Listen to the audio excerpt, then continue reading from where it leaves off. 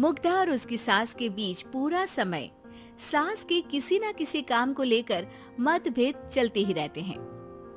बहू, ओ बहू, जरा चाय बना दे। मुग्धा चाय लेकर आती है। ये लीजिए, और कुछ चाहिए? अरे नहीं, बस चाय पीने का मन था। जाओ, तुम दूसरा काम करो। चाय पीने के थोड़ी देर बाद सास दोबारा मुग्धा को आवाज लगाती है। अरे बहू रे, आओ बहू, जरा हलवा तो बना दे, मीठा खाने को मन हो रहा है। इसी तरह मुग्धा की सास पूरा समय कोई ना कोई काम बताकर उसे रसोई से बाहर तक निकलने नहीं देती। कभी चाय, कभी हलवा, कभी पानी तो कभी दूध, हर समय खाने को चाहिए और उसके लिए अपने हाथ पैर बिल्कुल नहीं हिलाने। परेशान किया हुआ है इन्होंने।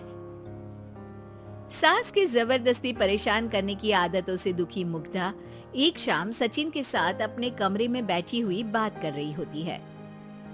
सुनो जी, मम्मी जी की ये जानबूझकर मुझे परेशान करने की फरमाइशों से मैं बहुत फ्रस्ट्रेट हो चुकी हूँ। पूरे दिन में एक सेकंड का आराम नहीं मिलता। रसोई से बाहर कदम रखती नहीं कि बहू ये बना दे, बहुरी वो बना दे। अरे इनकी फरमाइशें चलती ही रहती है। अरे मुग्धा, माँ खाने की शौकीन है, पर उम्र हो चली है, खुद खाना नहीं बना सकती, इसलिए तुमसे बोलती है। अरे तो शौक भी उम्र देख कर रखने चाहिए ना।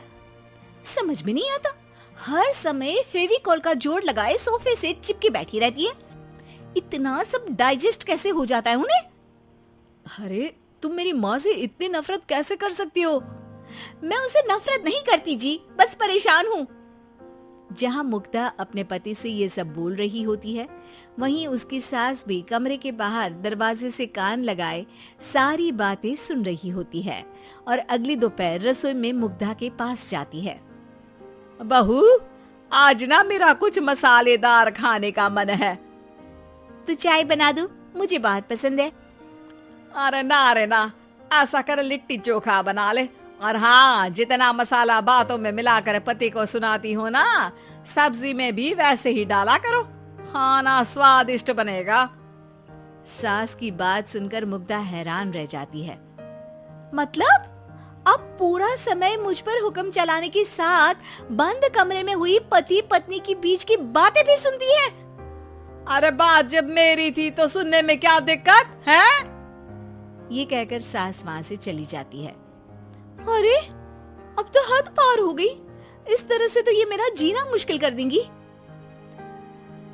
मुग्धा सास की हरकतों से परेशान उसका हल सोचने लगती है और इसी तरह कुछ दिन बीत जाते हैं, जिसमें सास का जन्मदिन आता है। मुग्धा बहुत खुशी के साथ अपनी सास को एंड्रॉइड मोबाइल गिफ्ट करती है।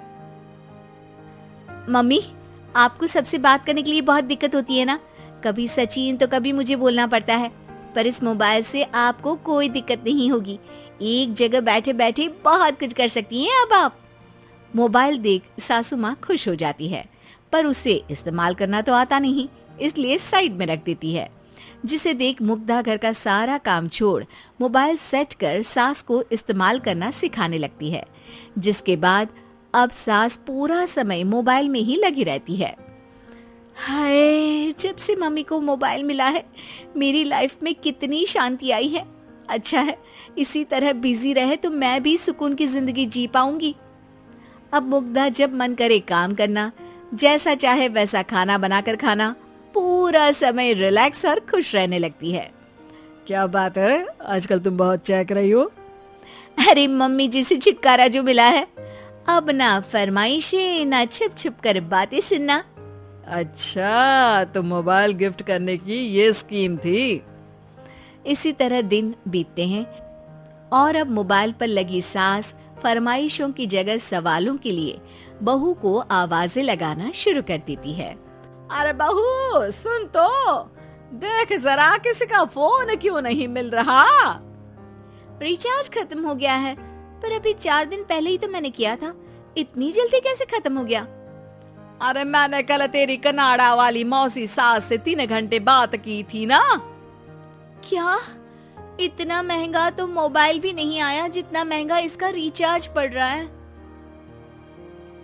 इसके बाद तो जैसे मुग्धा के दिन के 24 घंटे में से 20 घंटे सास के पास उनके मोबाइल रिलेटेड प्रॉब्लम सॉल्व करने की ड्यूटी ही बन जाती है।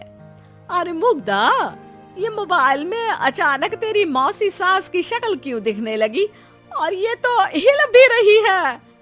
मम्मी, ये गूगल डुओ का वीडियो कॉल है।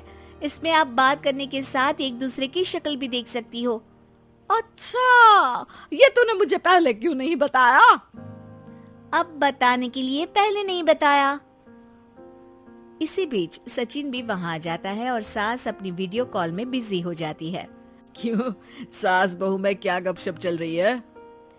इसे गपशप नहीं, दिमाग का दही होना बोलते हैं। पर तुम तो मम्मी को मोबाइल देकर बहुत खुश थी, फिर क्या हुआ? हाँ, उसका सुकून भी कुछ ही दिन मिला। अब घर के टंटे खत्म हुए तो मोबाइल की टिंग टिंग शुरू हो गई।